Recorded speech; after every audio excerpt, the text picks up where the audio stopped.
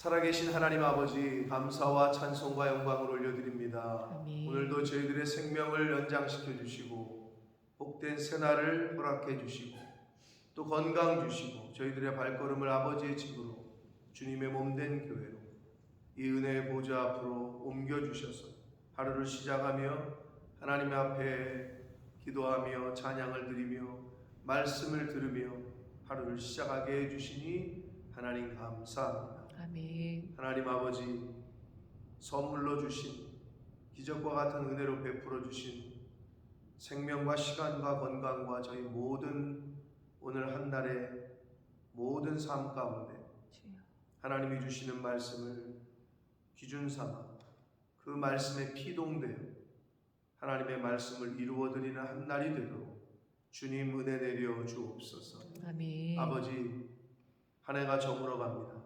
며칠 남지 않은 2022년의 이 시간 가운데 주여. 유종의 미를 거둘 수 있게 하시고 아멘. 하나님께서 새해를 허락하실진데 새 마음, 새 각오, 새 결단, 새 부대에 담을 수 있도록 주여. 저희들의 심령을 새롭게 하여 주옵소서. 아멘. 이 시간 말씀을 듣겠사오니 전하는 종의 입술을 주장하시고 아멘. 듣는 모든 심령의 눈과 귀와 입술과 마음을 주장하셔서 주여. 하나님의 음성으로 천래의 음성으로 잘 들을 수 있도록 이 시간을 주장하여 주옵소서. 아멘. 예수 그리스도 이름으로 축복하며 기도 올리옵나이다. 아멘. 아멘.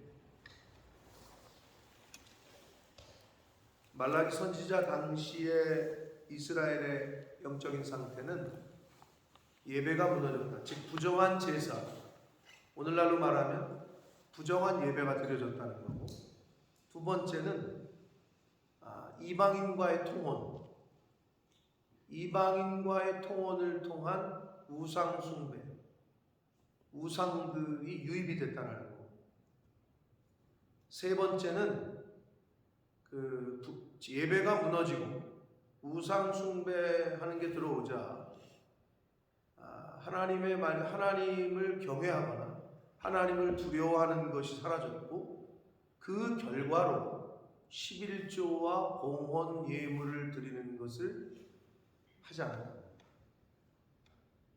이게 이제 말라기 선지자 당시에 선민들에게 나타난 현상인데, 자, 예배가 무너지고 하나님이 아닌 다른 우상이 내 마음에서 프라이어티가 되고 우선이 되고 그렇게 돼버리면 그 현상이 가장 기본적으로 하나님의 것을 도적질하고 하나님을 두려워하지 않아요. 그런 일들이 벌어지게 되는데, 이건 오늘날도 똑같아요. 내가 하나님과 친밀한 관계가 돼야 되는데, 내가 말씀과 아주 딱 밀접한 관계가 돼야 되는데, 내가 교회와 그런 관계가 돼야 되는데 이게 멀어지잖아요, 점점점. 그럼 그런 현상이 벌어질 수밖에 없어요.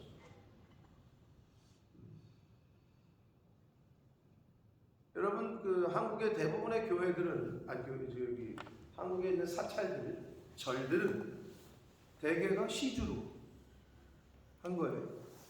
여러분 아시는 대로 교회 절의 사찰, 그 사찰의 기와 있잖아요. 기와. 그게 이제 우리나라, 어떻게 보면 그거 우리나라 교회들도 이제 그걸 벽돌 헌금 이렇게 하거든요. 성전 건축할 때. 벽돌 헌금. 기와장 밑에 자기 이름을, 신도들 이름을 새긴단 말이에요. 기와. 기와를 헌금한다고. 그래서 그렇게 해서 다 절이 져졌어요. 교회도 마찬가지예요. 평촌에 있는 세주강교회 10,000명이 넘게 모이는 아주 대형 교회인데, 큰 교회죠. 근데 거기가 시멘트 공장 하던 자리였다고 그러더라고요.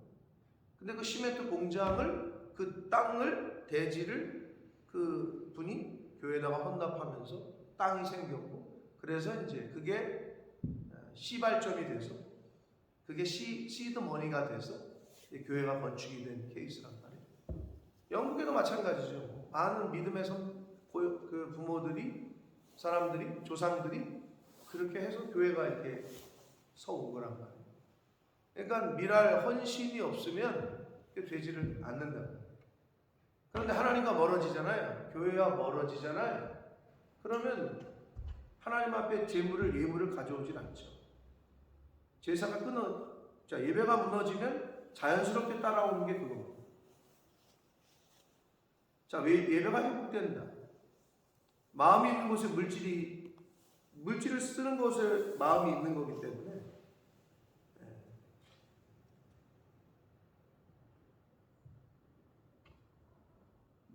이제 연말이잖아요. 저는 목사로서 한 해를 마무리하고 여러 가지를 측면에서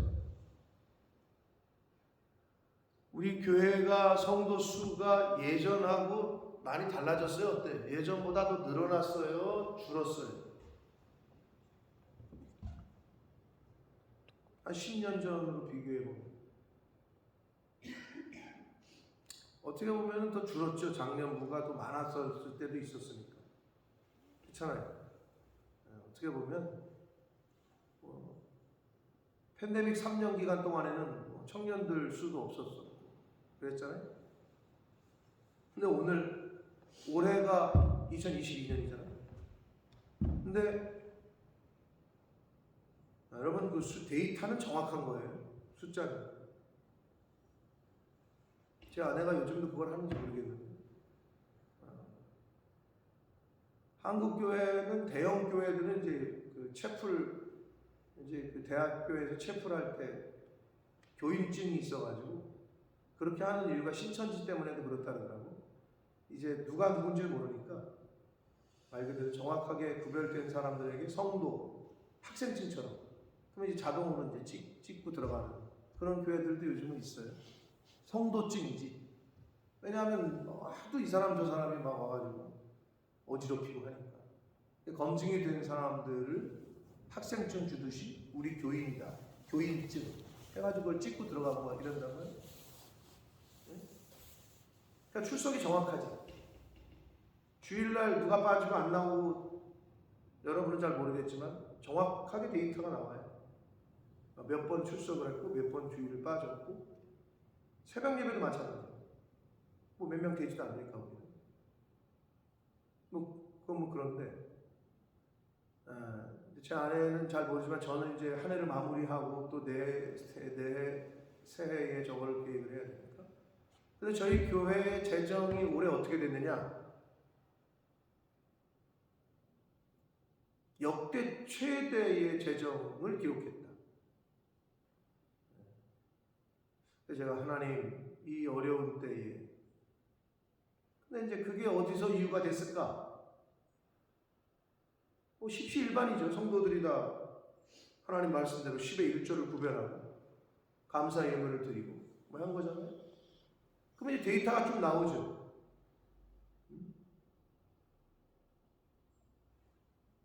근데 역대 최고였어.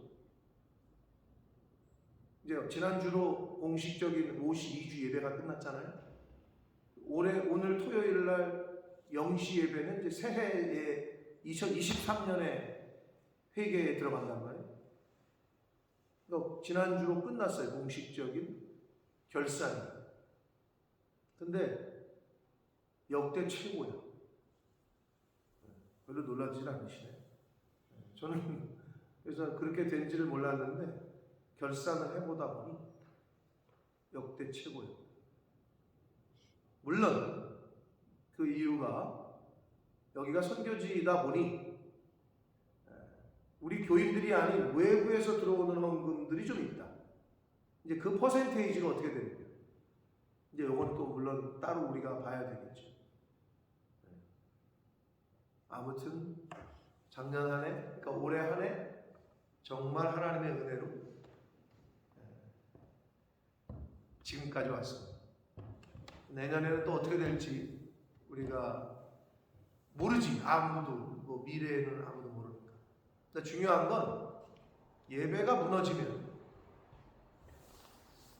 이 말라기서에 이제 나오거든요. 3장 4장에 가서 더 자세하게 오늘 본문은 그 이방 여인들과의 통혼 문제 그러면서 조방지처를 벌이는 이혼이 막 그냥 생기게 되고 하나님께서 모세오경을 통해서 주셨던 계명에는 어긋난 일들이 선민들에게서 일어났단 말이에요. 오늘 본문은 이제 이방 여인들과의 통혼 문제, 그에 따르는 여러 가지 문제들을 이야기를 하고 3장에 가서 4장에 가서는 이제 11조와 헌물에 대한 물질에 대한 문제가 이제 언급이 됩니다.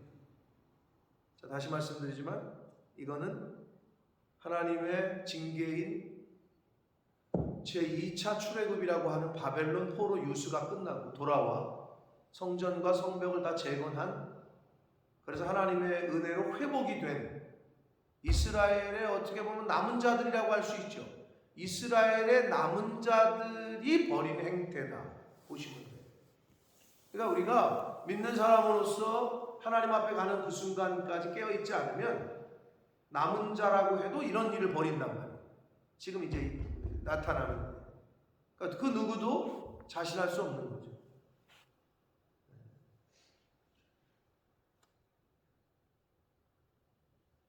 깨어있지 않으면, 졸고 있으면, 영적으로 잠들어 있으면 언제 모르게 지나가듯이 지나간다. 자, 오늘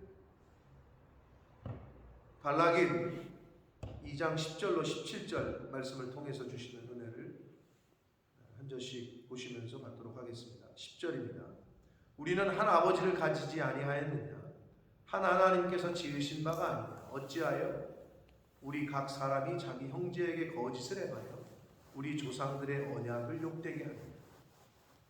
한 성령으로부터, 한 아버지로부터 우리는 지음을 받았다.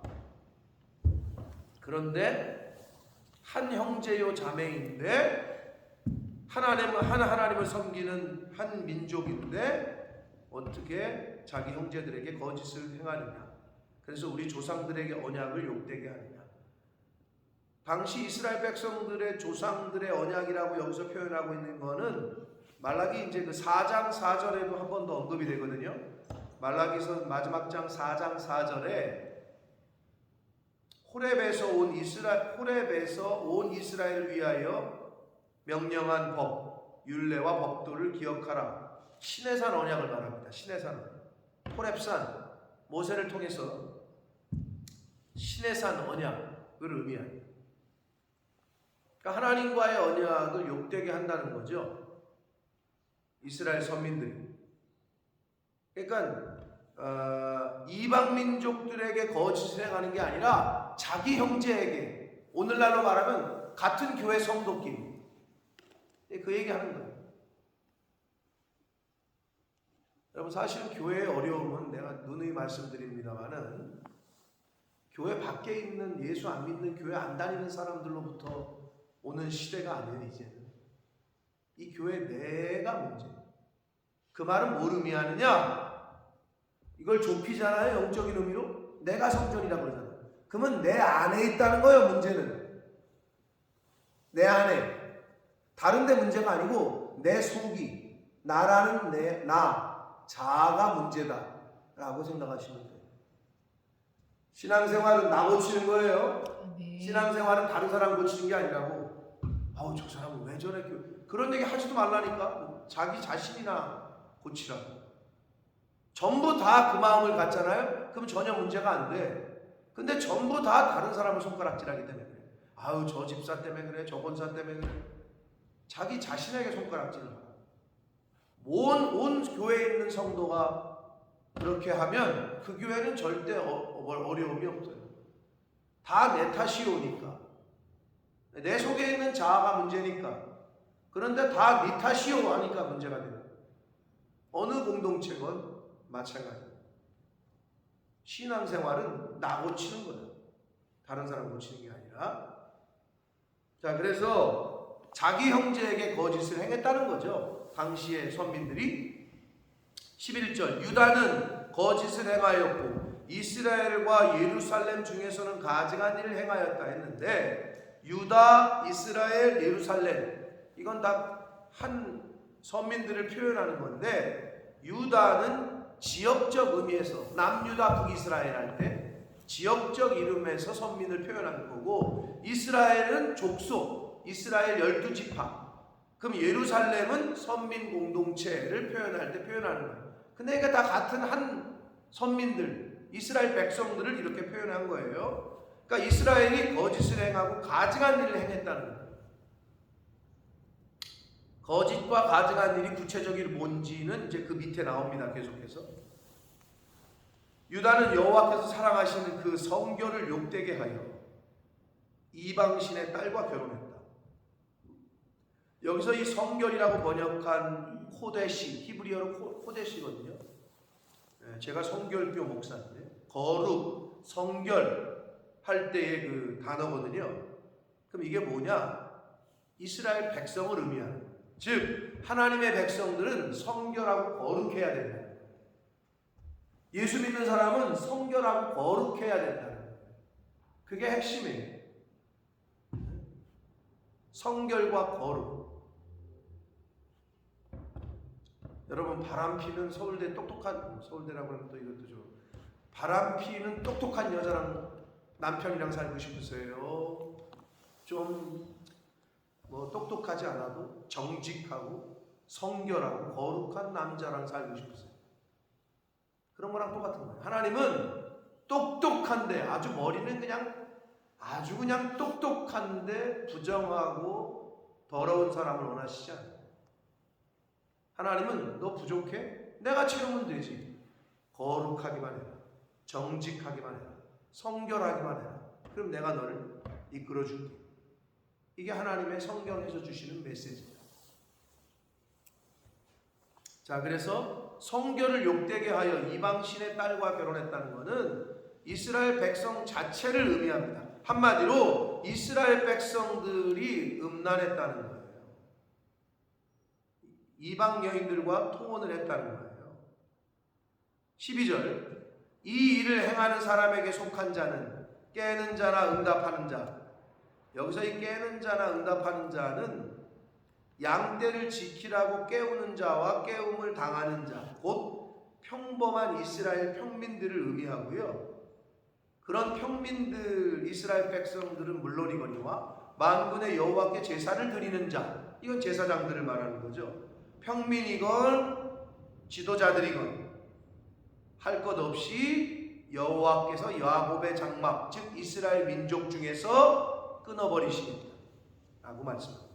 즉 성결하지 못하고 거룩하지 못하고 우상 숭배하고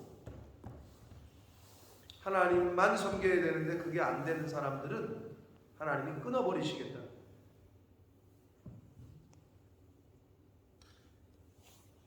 13절, 너희가 이런 일도 행하나니.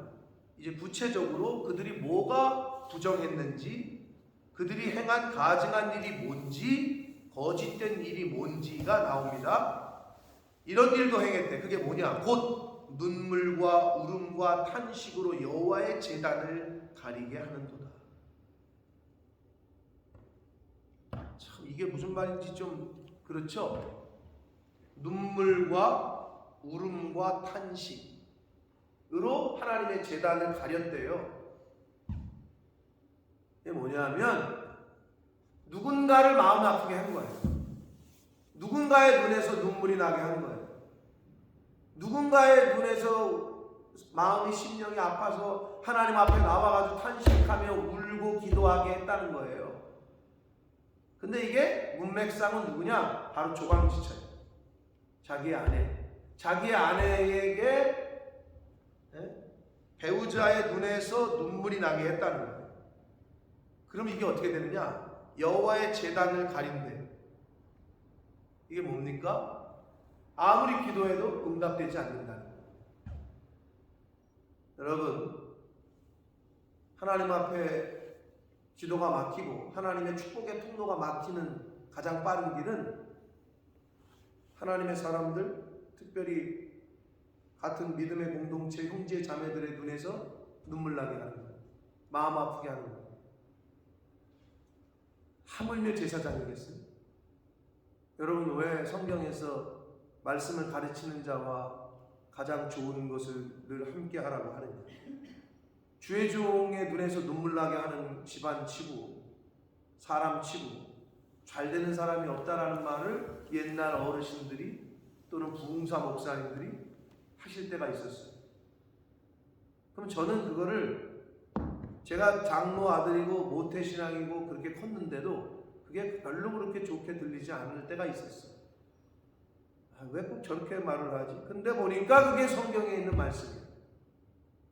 근데 보니까 그게 가장 중요해요.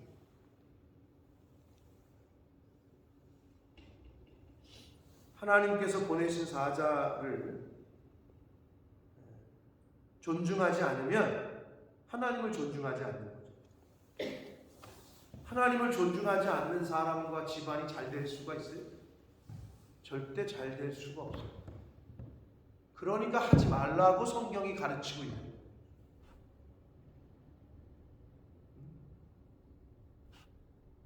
그 사람을 위해서가 아니라 결국 나를 위해서 그렇게 하지 말라고 성경은 우리에게 이미 알려주고 계십니다. 자, 여기서 눈물과 울음과 탄식을 다른 사람 눈에서 나게 하잖아요. 그러면 그 사람의 기도를 하나님이 제단을 가려버린다니까? 하나님이 얼굴을 그 사람에게 돌리지 않으신다는 걸 의미하는 거예요. 여호와의 제단을 가린다는 거예요. 이스라엘 백성들이 당시에 그랬다는 거예요. 그러면 어떻게 되느냐? 그러므로 여호와께서 다시는 너희의 봉헌물을 돌아보지도 아니하시며 그것을 너희 손에서 기꺼이 받지도 아니하시며 눈길조차 주시지 않는다는 거예요. 여러분 쉽게 생각하면 이겁니다. 여러분이 누군가에게 선물을 이렇게 줬네. 진짜 마음을 담아가지고 귀한 거에 선물을 줬어. 근데 상대방이 그 선물을 받지를 않아. 안 받겠대. 돌아가세요. 난 받고 싶지 않아요. 이 말은 뭐예요? 그 선물이 마음에 안 든다는 거예요? 내가 마음에 안 든다는 거예요? 그 말은 뭐예요? 당신하고 나는 관계를 하고 싶지 않다는 걸 의미해요. 하나님이 지금 그러시는 거예요. 너의 봉헌물 나는 안 받을 거야. 눈길조차 주지 않으시겠다. 이 얼마나 무서운 말씀입니까? 근데 이유가 뭐예요? 다른 사람의 눈에서 눈물 나게 했다는 거예요. 제가 몇 번 말씀드렸습니다만 저를 아들처럼 여겨주시고 저와 제 아내 결혼을 시켜주셨던 그 북한에서 내려오셨던 우리 그 아버지 같은 목사님 지금 하늘나라 가셨지만 자기는 이 세상에 무서운 게 아무것도 없어요. 그러나 교회 와가지고 울부짖으며 눈물을 흘리며 기도하는 과부가 제일 무섭다. 성경에 뭐라고 하냐? 가난한 과부들 멸시하지 말아라. 가난한 사람들 멸시하지 말아라. 근데 그 사람들이 제일 무섭다. 하나님 앞에 나와가지고 눈물을 흘리며 기도하는 그 사람들의 그 기도가 제일 무섭다라고 표현하셨던 것이 아직도 기억이 납니다. 딱 이 말씀. 눈물과 울음과 탄식으로 다른 사람의 마음을 그렇게 아프게 하면 그건 뭐다? 하나님과의 통로, 관계를 끊어버리는 것이다. 그럼 하나님께서는 재물도 받지 않으시고 눈길도 주지 않으시겠다. 이거 참 얼마나 정신 똑바로 차려야 될 말씀인 거예요. 근데 당시에 이스라엘 선민들이 그랬다는 거예요. 근데 그렇게 해놓고 14절 너희가 하나님께 말하기를 어찌 됨이니까 하나님 왜 나에게 응답 안 하세요? 하나님 왜 내 봉헌물 받지 않으세요? 그렇게 말한다는 거예요. 왜 안 받기는 거예요? 이는 너와 내가 어려서 맞이한 아내 사이에 여호와께서 증인이 되시기 때문이다. 조광지처를 버렸다니까. 그 조광지처의 눈에서 눈물이 나게 했다니까. 그리고 이방 여인들의 아름다움 때문에 그 자신의 욕정과 탐욕 때문에 조광지처를 버리고 통혼을 했다니까요. 지금 그걸 얘기하는 거예요. 그런데 뭐라 그래요?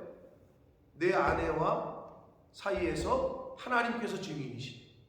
여러분 결혼할 때 우리 보편적으로 뭐라고 주례 목사님들이 얘기합니까? 하나님 앞과 여러 증인들 앞에서 이렇게 얘기하잖아요. 하나님이 증인이시라는 거예요. 이렇게 말씀합니다. 그는 내 짝이요 너와 서약한 언약한 아내인데 네가 그에게 거짓을 행하였다.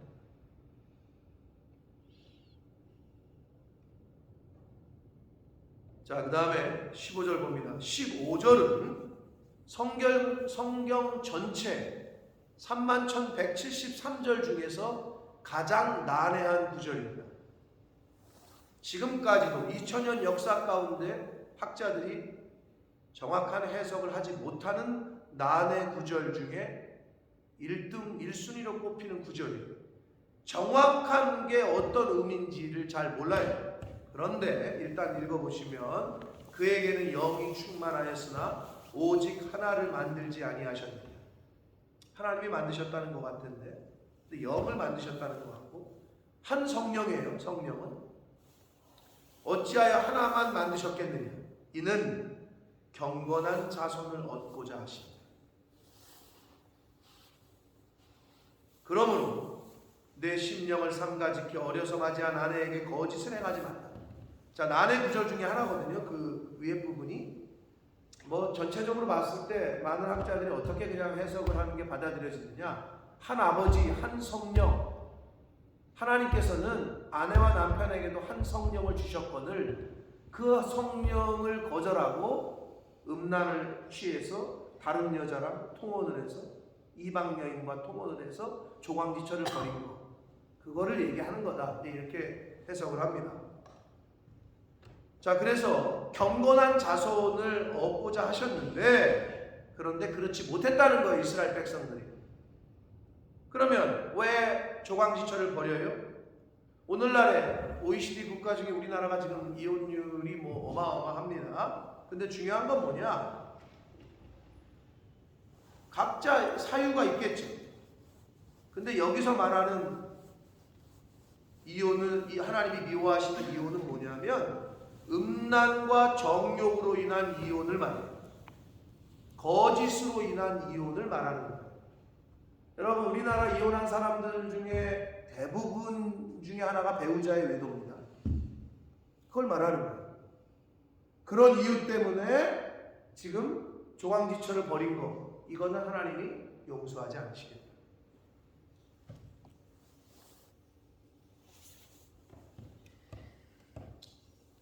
라고 말씀합니다. 16절 이스라엘의 하나님 여호와가 이르노니 나는 이혼하는 것과 이렇게 음란과 자신의 정욕으로 인해 거짓으로 인해 이혼하는 것, 옷으로 학대를 가리는 자를 미워한다. 이게 뭐예요? 여러분, 두들겨 패면 자국이 생기죠. 흔적이.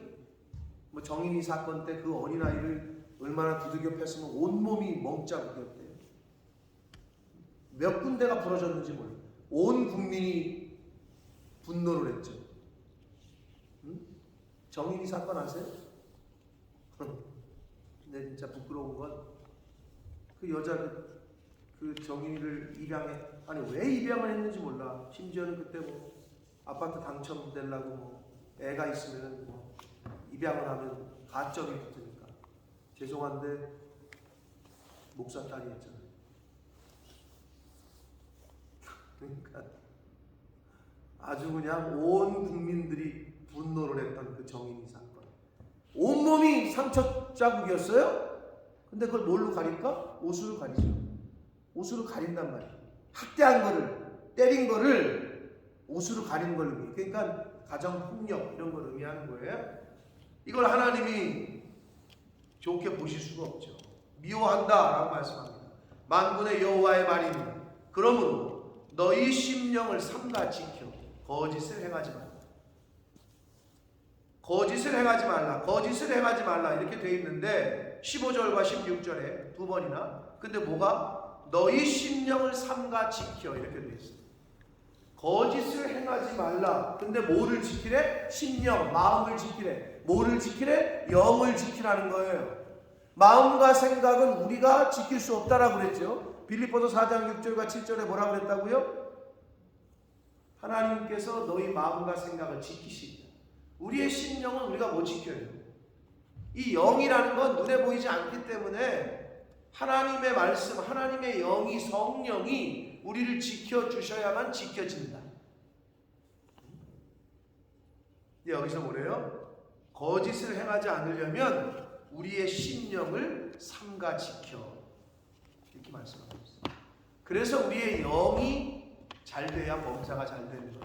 영이 지켜져야 범사가 지켜집니다. 저와 여러분의 마음이 하나님의 말씀으로 지켜져야 범사가 지켜집니다. 17절 너희가 말로 여호와를 괴롭게 하고도 이르기를 말로 여호와를 괴롭게 한다. 여기서 말은 영이죠. 영. 말이 영이라고 그랬어요. 제가 늘 말씀드리지만 말씀 충만, 성령 충만. 우리가 어떻게 여호와를 괴롭게 해드렸습니까? 라고 말한다는 거예요. 네, 말라기서에서 총 8번 정도가 나오거든요. 성경 보신 분들은 같이 갖고 계신 분들은 보시면 1장 2절에 주께서 어떻게 우리를 사랑하셨습니까? 라고 묻는다고 했고 1장 6절 마지막에 어떻게 주의 이름을 우리가 멸시했습니까? 라고 말한다는 거예요. 그리고 1장 7절에 우리가 어떻게 주를 더럽게 했습니까? 라고 말한다는 거예요. 그리고 네 번째가 2장 14절에 우리가 지금 오늘 본문 너희는 이르기를 어찌 됨이니까 아니 왜 우리 기도가 막힙니까? 하나님 왜 응답 안 하십니까? 라고 한다는 거예요. 그리고 다섯 번째가 17절에 2장 17절 우리가 어떻게 여호와를 괴롭게 했습니까? 라고 말한다는 거예요. 이게 이제 반어적 수사 의문문을 사용해서 이스라엘 백성들의 어처구니 없는 하나님께 그렇게 얘기한다는 거예요. 근데 우리가 언제 하나님을 힘들게 했고 괴롭게 했습니까? 라고 말한다는 거예요. 오늘날 우리의 모습이 아닐까 생각합니다. 우리가 어떻게 여호와를 괴롭게 해드렸습니까? 하는도다. 그러면서 너희는 말하기를 모든 악을 행하는 자는 여호와의 눈에 좋게 보이며 말도 안 되는 얘기라고 했죠. 악을 행하는데 하나님의 눈에 좋게 보인대. 그에게 기쁨이 된다. 악을 행하는데 하나님의 기쁨이 된대. 이런 궤변이 어디 있어요? 그러면서 말하기를 정의의 하나님이 어디 계시냐? 여러분 이게 이스라엘의 남은 자들의 모습이었다. 정신 차리지 않으면 우리라고 재주 없어요. 정신 똑바로 차려서 나라는 나를 하나님의 성령, 성경의 조명으로 비춰서 내 속에 있는 이 못된 옛사람의 성품과 이런 것들을 걸러내지 않으면 우리가 딱 이 모습이에요. 언제 내가 하나님을 괴롭게 했어요? 언제 내가 교회를 힘들게 했어요? 언제 내가 성도들을 어렵게 했대? 이게 우리 속에 있다. 내가 언제 목사님을 힘들게 했어요?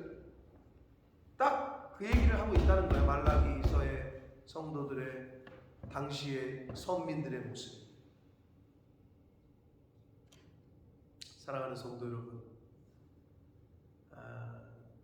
아버지의 마음을 기쁘게 해드리려면 아버지의 뜻에 따르시면 돼요. 그렇죠? 그러니까 자꾸 내가 이렇게 하면 좋아하시겠지가 아니라 또 내가 이렇게 해도 뭐 아버지를 내가 어렵게 하는 것도 아닌데 뭐. 자기 혼자 자기 기준대로 생각해요. 하나님을 기쁘시게 하려면 하나님의 뜻대로 따르시면 돼요. 아멘.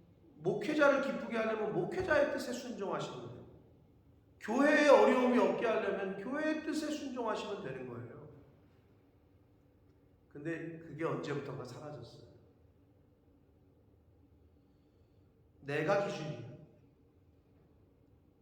근데 그게 많은 사람들이 다 모양이 다르고 얼굴이 다르고 출생지가 다르고 좋아하는 게 다른데 교회 모인 사람들 10명이면 10명이 다 각자 다른데 이제 그러니까 어떻게 됐어요? 다 의견이 다 달라. 다수결로 합시다. 그게 이제 성경에 보면 하나님이 이끄셨는데 이스라엘 백성들이 뭐를 요구해? 우리에게도 왕을 달라. 그렇게 됐던 거죠. 여러분 성경에는 우리의 모든 게 다 들어있습니다. 과거와 현재와 미래가 다 있습니다. 그 성경을 통해서 나라는 나를 좀 비춰봐서 나를 고쳐가는 게 신앙생활임을 잊지 마시고, 간혹 교회를 고치려고 하고 주의 종을 고치려고 하는 사람들이 있어요. 즉 무슨 말이냐? 상대방을 고치려고 해요. 내 입맛에 맞는 대로. 상대방을 상대방으로 알아서 신앙생활하게 두시라고.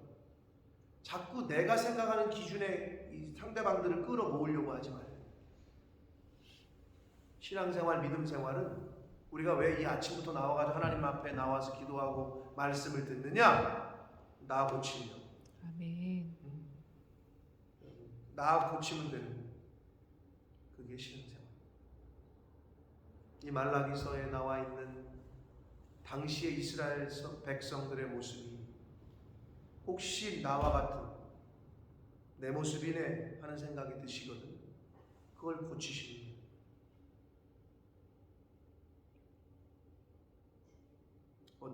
누구라고 이게? 이스라엘의 남은 자들의 모습입니다. 오늘날 저와 여러분에게 주시는 계시의 말씀인 줄 아시고,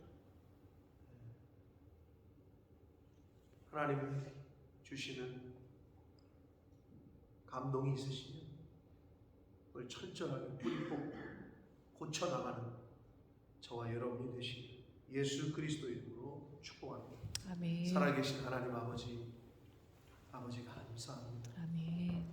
이스라엘의 남은 자, 하나님의 바벨론을 통한 심판의 말씀을 또 심판을 받고 나서도 거기서 구별된 남은 자들이 다시 또 하나님의 마음을 아프게 하고 우상을 숭배하고 하지 말아야 될 행동들을 하고 하나님이 짝지어 주신 배우자들을 버리고 음란과 정욕으로 통혼하고,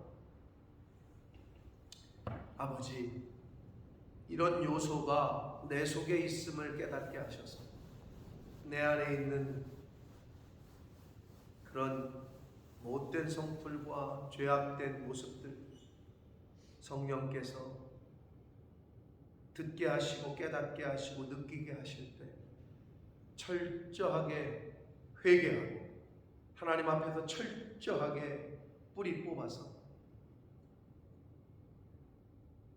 내 신앙생활 가운데 남아있는 인생 가운데 더 이상 똑같은 실수를 범하지 않도록 하나님 앞에서 더욱더 정결하고 정직하고 거룩하고 순결한 그러한 이 땅에서의 신앙생활을 하는 이 자리에 있는 저희 모두가 될 수 있고 주님의 몸된 교회에 속한 모든 권속들 되어지도록 주여 은혜 내려 주옵소서. 아멘. 예수 그리스도 이름으로 축복하며 기도 올리옵나이다. 아멘. 아멘.